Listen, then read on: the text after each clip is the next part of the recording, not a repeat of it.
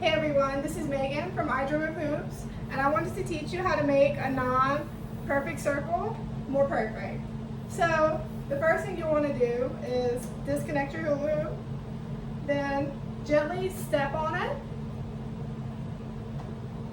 stretching it open on both sides. Try to keep it as even as possible with your body not going forward or backwards. If you have a specific area of the hoop that has a bump in it, spend a little bit more time stretching out that specific area.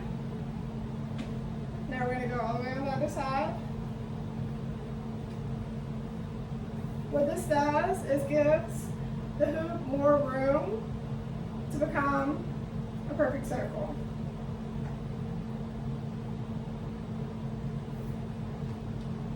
Now you'll see that the hoop is more open. We connect it much better, but still not quite perfect. So if the hoop has a lump in it, like here, what you're going to want to do is push down, put a little pressure on the lump, try to smooth it out. Also, if you have a flat spot of the hoop,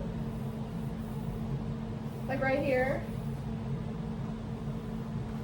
you'll want to hang the hula hoop flat side at the top, and slowly gravity will pull down, making it more perfect.